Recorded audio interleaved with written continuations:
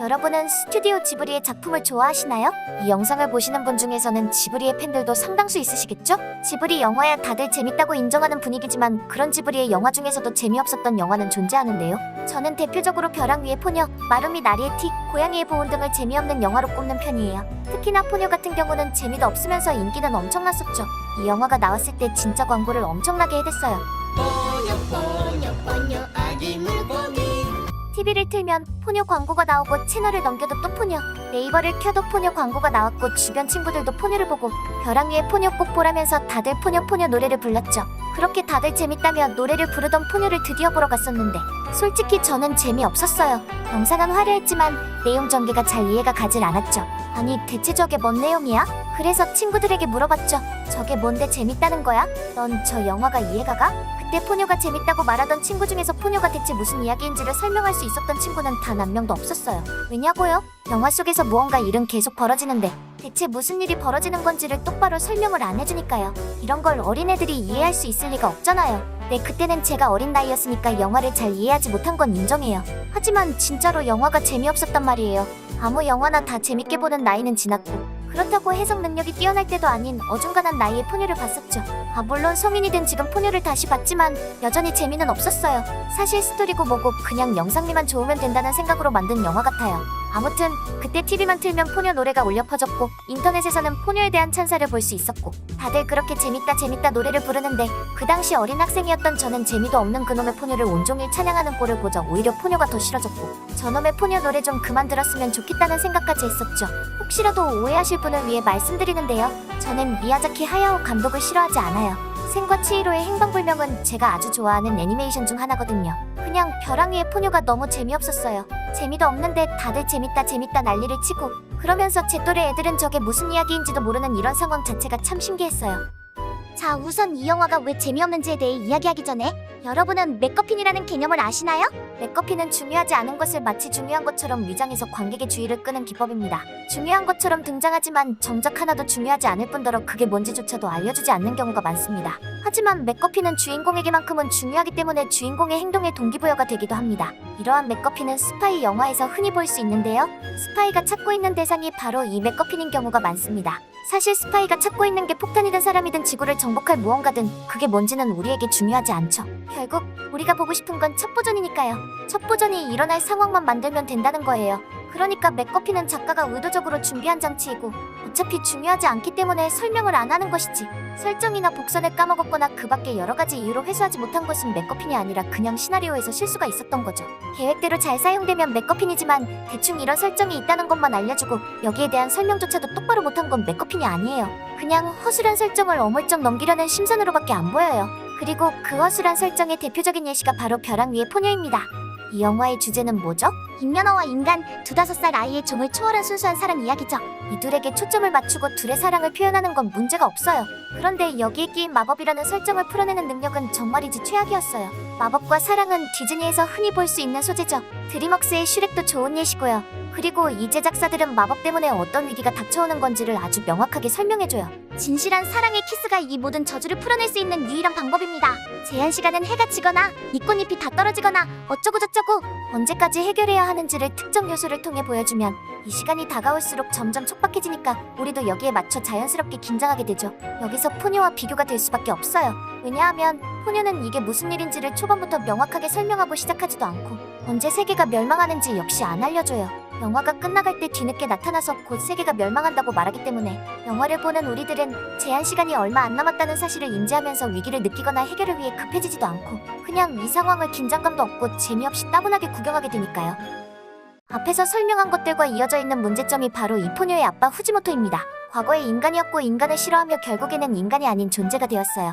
하지만 인간을 싫어하게 된 계기나 마법으로 무슨 계획을 꾸몄던 건지 등등 후지모토에 대한 설정을 명확하게 풀지 않았어요. 주인공은 포뉴랑 소스케인데 아빠의 설정이 뭐가 중요하냐고 따질 수야 있겠지만 여기서 중요한 건 후지모토는 이 세상이 왜 위험한지 마법 때문에 어떤 일이 벌어지고 있는지도 알고 있으면서 우리에게 설명조차 똑바로 해주지도 않고 지구가 위험하고 시간이 얼마 안 남았다는 것도 영화가 끝나기 직전이 돼서야 갑자기 공개해버리는 등 맥거핀이 아닌 부족한 설명과 허술한 설정의 캐릭터이며 이로 인해 캐릭터와 주제가 잘 연결되지도 못했습니다. 특히나 언제까지 해결해야 하는지를 막판에 와서야 알려줘버린 게 큰 문제죠. 이것 때문에 긴장감도 재미도 없이 따분하게 흘러가는 영화가 되어버렸어요. 포뇨의 아빠인 후지모토는 너무나 못 만든 캐릭터예요.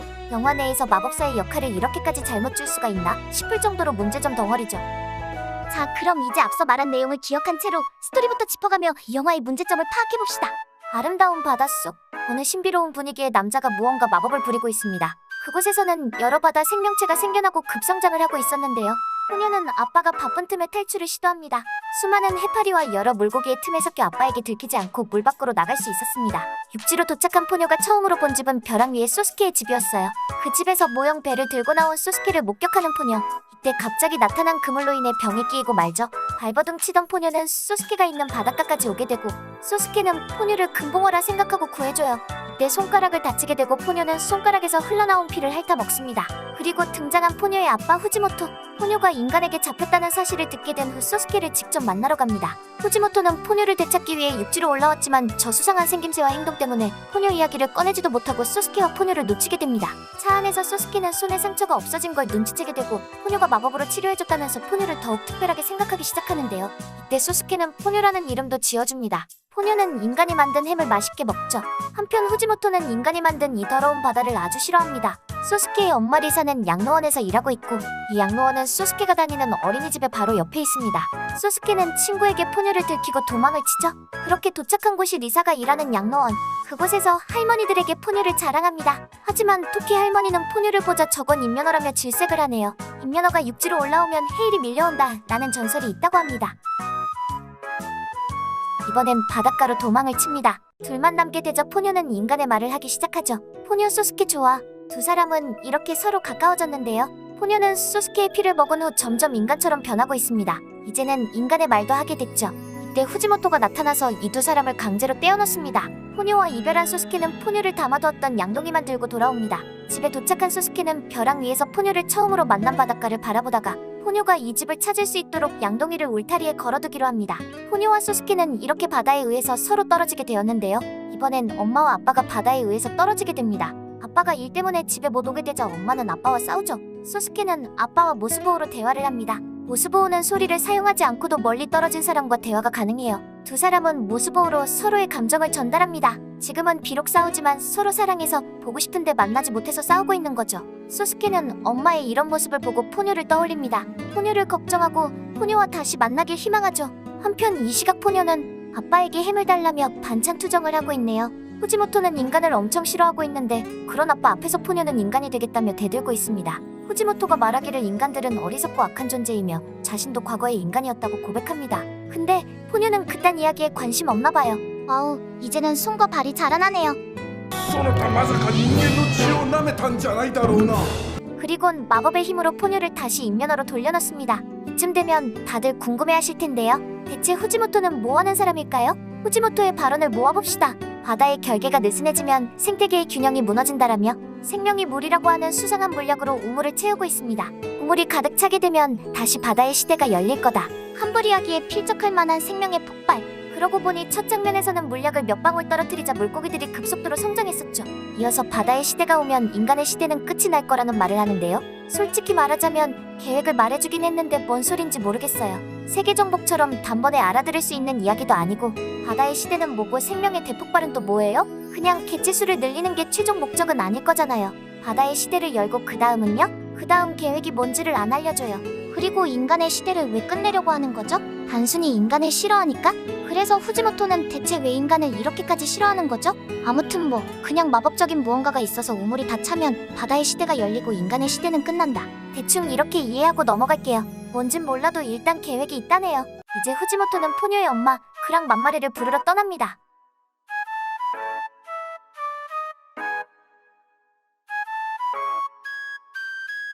포뇨는 우연히 저 우물방에 들어가면서 생명의 물의 힘으로 인간이 됩니다. 그러고는 갑자기 물고기들이 폭발적으로 쏟아져 나오는데요.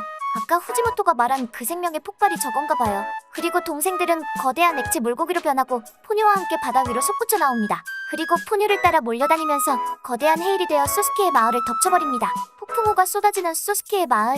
소스케는 어린이집이 끝난 후 엄마와 함께 집으로 향합니다. 그리고 돌아가는 길에 포뇨의 동생인 렉치 물고기를 발견하죠. 하지만 미사의 눈에는 물고기가 아니라 그냥 파도로 보이나 봐요. 소스케를 목격한 포뇨와 동생들은 소스케의 차를 추격하기 시작하고 소스케도 파도 위를 달리는 포뇨를 목격하지만 포뇨는 도중에 소스케의 차를 놓치고 맙니다. 드디어 벼랑 위에 집에 도착하게 된 소스케. 여기서 소스케가 걸어둔 양동이가 바람에 날아가고 파도에 휩쓸린 양동이를 포뇨가 잡으면서 두 사람은 다시 만나게 됩니다. 포뇨를 다시 만나고 싶은 마음을 저 양동이를 통해 표현했고 이 양동이를 포뇨가 발견한 덕에 두 사람은 다시 만났죠. 소스케가 저 여자아이가 포뇨인 걸 알아보자 포뇨의 동생들이 기뻐하며 축하해줍니다. 포뇨와 소스케를 집 안으로 대피시키는 미사. 아니 근데 5살 아이가 파도를 뚫고 나타나는데 저게 무슨 반응이야? 그리고 포뇨에 대해 궁금하지도 않아? 아무것도 안 물어봐? 부모님은? 사는 곳은? 파도는 어떻게 뚫고 왔고 소스케랑은 무슨 사이인데? 그리고 물고기가 사람으로 변해서 돌아왔다고 주장하는데 여기에 아무런 의문도 안 생겨? 뭐 아무튼 그냥 신경 쓰이지 않는가 보다 하고 넘어갈게요. 이사는 남편과 연락을 하기 위해서 발전기를 돌리려고 하는데요. 이런 작동이 되질 않네요. 이때 포뇨가 마법을 사용해서 발전기를 고칩니다. 라면을 먹은 후 잠이 든 포뇨. 포뇨가 잠들자 파도가 잠잠해지죠. 잠잠해진 파도 덕에 리사와 소스케는 양로원 쪽에서 오는 수상한 빛을 발견합니다. 할머니들이 걱정된 리사는 포뇨와 소스케를 집에 두고 양로원으로 향하는데요. 소스케의 집은 벼랑 위의 집. 캄캄한 바다에서 이 집에 불빛이 등대의 역할을 해줘야 하기에 소스케는 집에 남게 됩니다. 잠깐만요. 소스케는 어린이집 다니잖아요. 포뇨랑 소스케는 둘 다 5살이에요. 짱구랑 같은 나이라고요. 5살 애를 집에 남겨? 제 화장실 문손잡이에 손은 닿니? 불은 켤 수 있고 스위치에 손은 닿아? 한편 소스케의 아빠는 달과 산 그리고 수상한 불빛 무리를 만나죠. 저 달은 유난히도 컸습니다. 산인 줄 알았던 것은 거대한 파도고 그곳의 불빛들은 전부 배였습니다. 그러니까 달이 가까워져서 달이 물을 당기니까 파도가 산처럼 높게 일어섰고 배들은 고장이 난 채로 물살을 따라 끌려가다 보니 저기에 몰려있게 되었다. 뭐 이런 상황인 거죠? 이건 지구 멸망이 다가오고 있다는 걸 표현한 장면이네요. 그리고 배의 엔진도 이때 마침 멈추고 맙니다. 아까 발전기도 그렇고 엔진이 자꾸만 멈추기 시작하네요.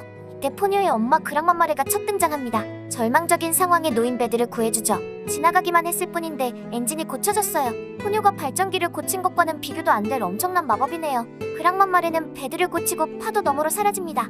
그랑맘마레와 후지모토가 만납니다. 후지모토는 포뇨와 있었던 일을 이야기해요. 포뇨가 인간 남자와 사랑에 빠졌고 생명의 물을 전부 사용해서 인간이 되고 포뇨가 마법을 사용해서 세계에 큰 구멍이 뚫렸답니다. 이로 인해서 세계는 멸망할 위기에 처했고 포뇨는 자기가 지금 무슨 일을 저지르는지도 모른다고 말하는데요. 야, 우리도 몰라? 설명 좀 똑바로 해줘. 포뇨가 파도를 몰고 온 건 봤으니까 알겠는데 포뇨가 뚫었다는 세계의 큰 구멍은 뭐고 달은 왜 지구로 오고 중력장 풍기는 왜 일어나고 저 인공위성은 왜 떨어지는 건지 설명 좀 해봐. 그리고 세계는 언제 망하는데? 중요한 내용을 또 빼먹었어요. 왜 망하는지도 똑바로 설명 못한 채로 어물쩍 넘어갔고 거기다가 언제 망하는지는 알려주지도 않았어요.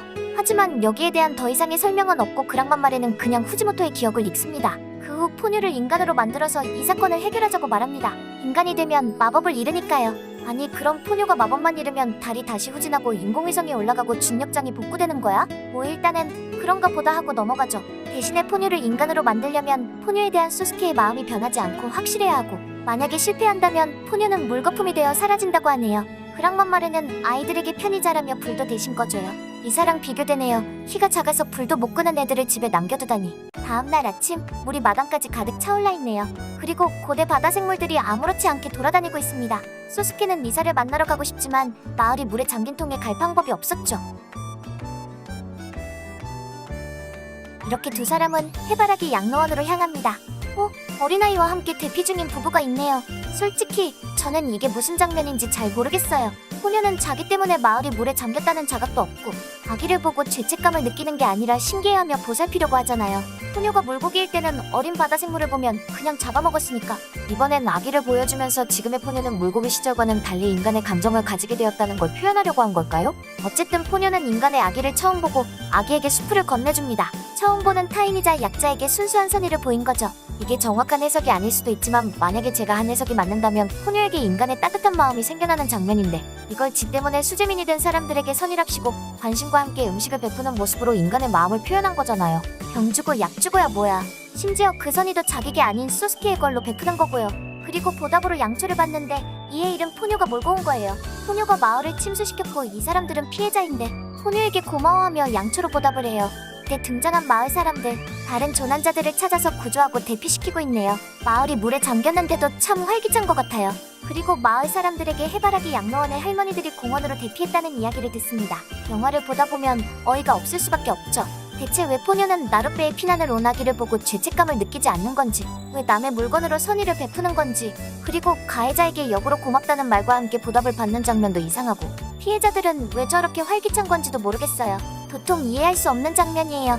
대체 무슨 생각으로 이런 장면을 연출한 건지 궁금하네요. 영화를 보면 관객과 영화 속 인물 사이에 정보량의 차이가 발생하는 경우가 자주 있잖아요. 관객은 알고 인물은 모른다. 이 정보량의 차이로 긴장감을 연출할 수도 있고 다양하게 활용할 수가 있는데, 피해자의 눈앞에 가해자를 두고 피해자는 저 인물이 가해자인 줄도 모르고 되려 가해자에게 고마워하는 상황이라면, 범죄벌 같은 경우라면 이 앞에 범인이 있다고 쟤라고 쟤 라며 답답해하거나 아니면 언제 들킬지 조마조마해지지 않을까요? 하지만 이건 답답함이나 긴장감을 느끼게 하려는 장면과는 거리가 멀죠. 이런 상황인데도 영화는 이걸 따뜻하게 표현하고 있다고요. 그 때문에 이 연출에 의문이 생기는 거죠. 대체 무슨 생각으로 만든 거야? 아이러니하게도 포뇨가 몰고 온 헤일은 절망 대신에 인정을 나누는 장면을 표현하는 데 쓰이고 있습니다. 산 위에 호텔로 대피한 사람들이 보이고 저 멀리의 숲에서는 포뇨와 소스케가 공원으로 향하고 있는데요. 이때 포뇨는 많이 피곤해 보입니다. 양초를 크게 만들어달라는 소스케의 부탁을 들어주지 못하고 잠들어버리죠. 결국 직접 보트를 미는 소스케, 자동차를 발견하지만 리사는 없고 차는 방치된 모습입니다. 리사가 걱정돼서 눈물을 흘리는 소스케, 포뇨는 그런 소스케를 달래주죠. 공원과 텅 빈 휠체어, 그리고 물속에 잠긴 마을, 그곳에 거대한 해파리, 무언가 막이 양로원을 둘러싸고 있네요. 그곳에서 어르신들은 신이 나서 뛰어다니고 있습니다. 마법으로 몸이 건강하게 치료된 거죠.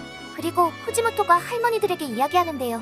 우선 사랑의 시련, 이건 포뇨가 키스를 통해서 물거품이 되느냐 인간이 되느냐에 대한 이야기고, 무력을 사용할 거냐는 질문에는 후지모토가 나타나면 포뇨가 반항을 할 테니까 만약 포뇨가 자고 있다면 무력을 쓰지 않고 데려오겠다네요. 허기나 리사는 그랑맘마레와 이야기를 나누고 있습니다. 한편 포뇨와 소스케는 터널을 만납니다. 손을 꼭 잡고 터널을 통과하는 두 사람. 포뇨는 잠에 빠지면서 점점 물고기로 변해가죠. 배를 버리더라도 포뇨를 먼저 챙기는 소스케. 포뇨는 완전히 물고기로 변해버렸어요. 왜 변한 건지 모르겠지만 그냥 그런가 보다 하고 넘어가죠. 그리고 후지모토가 다시 등장해 소스케를 데려가려 하고, 이때 토키 할머니가 나타나 이를 제지하려 합니다. 아니 근데 토키 할머니 마법으로 잘만 걸어 다니시면서 안 믿긴 뭘 합니다. 그리고 드디어 시간이 없다면서 지금 상황을 설명을 해주는데요. 달이 점점 가까워지고 있고 세계를 구할 사람은 이제 소스케밖에 없으니 둘을 강제로라도 데려가겠다고 합니다. 잠깐만! 그래서 달은 왜 가까워지고 세계의 구멍은 대체 뭔데? 왜 자꾸 설명하려다 말아? 드디어 리사와 재회한 소스케. 그랑 맘마레는 소스케의 진심을 확인합니다. 인면허가 인간의 피를 먹으면 인어가 된다고 하네요. 영화 끝날 때쯤에 드디어 이거 하나 말해주네. 이제 땅 위로 올라가 물거품에 키스하면 포뇨가 소스케와 같은 5살 아이가 될 거라고 합니다. 그리고 세계의 구멍이 막혔대요. 아니 세계의 구멍이 대체 뭔데? 그냥 저런 설정이 있나 보다 하고 넘어가는 것도 한두 번이지 대체 언제까지 그런가 보다 하고 넘겨야 해요? 사람들은 무사히 육지로 올라오고 후지모토는 소스케에게 보트를 돌려주며 악수를 청합니다. 때마침 아빠의 배가 돌아왔네요. 이제 포녀는 높이 뛰어오르고 물방울에 키스하면서 인간이 되고 끝? 어? 잠깐, 진짜 이러고 끝이야? 인간이 되자마자 끝났다고? 아빠랑 재회는?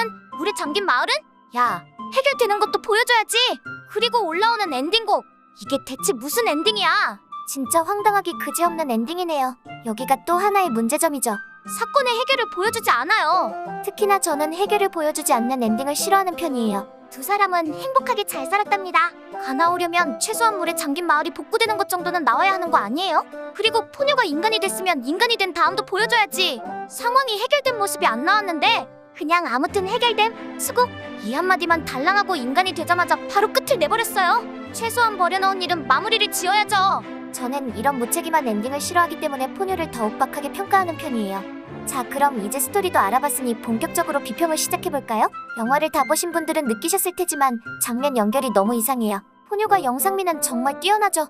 하지만 아무리 영상미가 뛰어나도 이전 장면과 잘 연결되지는 않는다는 게 문제예요. 마치 흐름과 분위기와 상관없이 그냥 아름다운 장면들만 모아서 이어 넣은 듯한 느낌이에요. 이런 장면들을 보면 아름답다는 생각이 들고 연출도 영상미도 아주 훌륭하지만 그냥 이런 아름다운 장면 말고는 칭찬할 점이 없어요. 지금 상황은 심각해요. 마을은 물에 잠겼고 엄마 아빠는 생사를 알 수도 없고 지구가 멸망한다잖아요.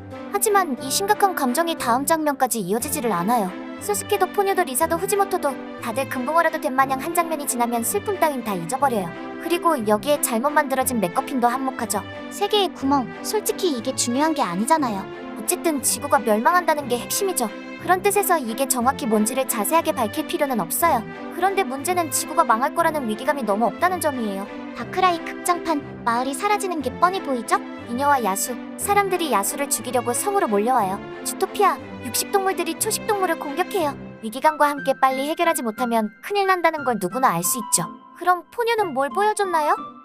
커다란 달과 파도랑 배들의 무덤이요? 그걸 보자마자 아, 지구가 멸망하겠구나 라는 위기감이 느껴지시나요? 전혀 아니죠.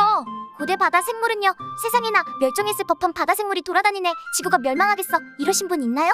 아니면 인공위성이 떨어지는 걸 보면서 지구가 망할 거라며 불안해하신 분은요? 없어요. 이런 장면들로는 전혀 초조해지지 않아요. 이러한 이유가 뭐겠어요? 지금 중력장이 붕괴되고 달이 가까워지고 엔진이 고장 나는 등 이러한 일들의 원인이 포뇨가 저 생명의 물이 담긴 우물방에 들어가면서 시작된 건데, 저 생명의 물이 뭔지도 포뇨가 마법으로 대체 무슨 짓을 한 건지도 세계의 구멍이 뭔지도 안 알려주는 통에 저것 때문에 지구가 멸망할 거라는 생각을 못하니까 그런 거죠. 그 때문에 이걸 잘못 만든 맥거핀이라고 하는 거예요. 맥거핀은요, 중요한 것처럼 등장해서 관객의 시선을 끌지만 정작 중요하지도 않고 스토리에 아무런 영향을 끼치지 않아요. 하지만 맥거핀이라는 존재 자체로 우리는 영화에 쉽게 집중할 수 있게 되고 흥미나 긴장감, 초조함 등의 감정을 쉽게 유발하죠. 이런 점에서 포뇨의 맥거핀은 실패적이었어요. 이유가 어떻든 지구가 멸망할 거라는 긴장감이나 초조함이 없으니까요. 그리고 여기에 이어서 똑바로 설명되지 못한 설정들이 있죠. 바로 포뇨의 아빠, 후지모토의 존재입니다. 특히나 후지모토는 맥거핀이 아니라 그냥 실수라고 봐야 할 정도예요. 치밀한 복선의 캐릭터가 아닌 허술한 설정의 캐릭터인 거죠. 결국 후지모토의 존재는 뭐였나요? 인간은 아니라면서요. 그럼 대체 뭐죠? 뭐 이건 별로 안 중요한 거니까 넘어가죠. 그럼 대봉기 바다는요? 그때로 바다를 되돌리려는 이유는 뭐죠? 아, 이것도 안 중요한 건가? 뭐 넘어가죠. 포뇨의 아빠는 세계의 구멍을 막기 위해서 무언가를 계속했잖아요. 생명의 물도 바다를 대봉기로 돌리기 위해서 모은 거고. 근데 포뇨가 생명의 물로 바다를 대봉기 시절로 돌리자 왜 갑자기 세계의 구멍이 뚫린 건데요? 이것도 안 중요한 건가요? 뭐 넘어가요. 그럼 달은 왜 가까워지죠? 중력장 붕괴는 뭔가요? 엔진은 왜 고장나죠? 이것도 안 중요한 거예요? 그리고 지구가 곧 멸망할 거라는 걸 왜 멸망하기 직전에 와서 알려주는데요? 처음부터 멸망할 거란 걸 알고 있었고 관객에게 설명할 기회도 충분히 있었잖아요. 이것도 안 중요했나요? 지구가 멸망하는데? 이것도 그냥 넘어가요? 저런 설정이 있나 보다 하고 넘어가도 될 문제예요? 대체 언제까지 그냥 그런가 보다 하고 넘어가야 하죠? 설정만 만들어 놓고 알려주지를 않잖아요. 세계의 구멍이라는 맥거핀은 실패한 맥거핀이고 후지모토는 허술한 설정의 캐릭터예요. 좋게 말하면 러브스토리라는 주제에 잘 집중한 거지만 마법과 부작용, 그리고 포뇨의 아빠라는 캐릭터의 가치를 그냥 통째로 버린 거잖아요. 그리고 버릴 거라면 깔끔하게 도려냈어야지. 어중간하게 남겨놓으니까 영화가 굉장히 재미없어졌어요. 재미없다는 말은 긴장감도 없고 상황을 이해하기 힘들고 사건의 원인을 알려주지 않아 답답하고 영화의 주제인 5살 물고기와 인간의 순수한 사랑과 저놈의 마법 설정이 거리감이 있어서 이것 때문에 재미없어졌다고 표현한 거예요. 그럼 이제 포뇨와 소스케의 사랑 이야기에 왜 후지모토가 상관이 없는지를 이야기해볼까요? 이 설명을 들으면 왜 어중간하게 남겨둬서 재미가 없어졌다는 건지 이해하실 거예요. 애초에 포뇨는 소스케가 포뇨를 병에서 구해줬을 때부터 사랑에 빠졌어요. 이런 모험을 겪으면서 서로를 좋아하게 된 게 아니라 백마탄 왕자가 짠하고 나타나서 자기를 구해주니까 사랑에 빠진 거라고요. 소스케는요? 물고기인 포뇨도 좋아했고 인어 포뇨도 좋아했고 인간이 된 포뇨도 좋아했어요. 포뇨가 인간이 돼서 나타나자 소스케는 저게 포뇨라는 걸 알아보고 인간이 된 포뇨와 사랑에 빠졌어요. 그러니까 이런 모험을 할 필요가 애초에 없었다는 거예요. 그럼 이 마법이라는 설정이 왜 문제일까요? 후지모토의 태도 변환 때문이에요. 목적, 포뇨를 인간으로 만들어서 마법을 없애야 한다. 이유, 그렇지 않으면 지구가 멸망하니까. 여기에 동의하지 않는다면 전부 죽는데 당연히 동의해야죠. 후지모토는 인간을 싫어해서 포뇨와 소스케 둘 사이를 갈라놓았습니다. 그리고 포뇨가 인간이 되지 못하게 막으려고 했고요. 하지만 결국 후지모토는 포뇨와 소스케의 사랑을 인정하게 되고 포뇨가 인간이 되는 것을 허락합니다. 인간을 싫어하던 후지모토가 왜 인간을 인정하고 둘의 사랑을 허락했을까요? 둘 사이가 애틋해서? 아니면 과거의 다른 종과 사랑에 빠진 경험 때문에? 아니죠. 안 그러면 지구가 멸망하니까. 둘의 모험과 사랑이 아니라 그냥 지구가 멸망하니까 그런 거예요. 제가 보고 싶었던 건 후지모토의 과거 이야기, 그리고 인간을 싫어해서 인간을 포기한 아빠와 인간과 사랑에 빠져서 인간이 되려고 하는 딸의 관계, 그리고 처음에 둘의 사랑을 반대하지만 결국에는 딸이 인간이 되는 걸 허락하는 과정이에요. 하지만 이런 특수한 아빠와 딸의 관계에 대해서는 아무것도 묘사되지 않았어요. 지구가 멸망한다는데 그딴 게 왜 중요해요? 가 되어버린 거죠. 그렇다고 포뇨와 소스케의 사랑을 표현했다기엔 이들은 그냥 첫눈에 반해버렸어요. 어중간하게 남겨놓으니까 아무것도 똑바로 표현되지 못했고 주제와 후지모토의 과거, 그리고 마법이란 설정이 서로 어울리지 못하는 이유가 바로 여기에 있다는 거죠. 설정과 상황과 주제가 서로 안 맞아요. 마법 때문에 지구가 멸망할 위기에 처했고 해결할 유일한 방법은 진실한 사랑의 키스다. 엄청 흔하고 익숙한 소재일 거예요. 하지만 포녀는 이걸 우리에게 익숙하지 않은 방식으로 풀어냈고 그 때문인지 전 이러한 방식의 영화가 재미없었어요. 그리고 솔직히 저는 대체 포녀가 어떻게 이렇게까지 호평을 받은 건지 전혀 모르겠어요. 물론 마케팅이 장난 아니긴 했지만 아동용 영화치고 이렇게나 난해한 영화가 이렇게나 호평받는다는 게 너무 놀라웠거든요. 그냥 지브리의 이름빨과 마케팅의 승리라고 생각합니다. 어릴 때도 재미없었고 커서 다시 보니 더 재미없었어요. 시청해주셔서 감사드리고 구독해주면 몰라 맘대로 해.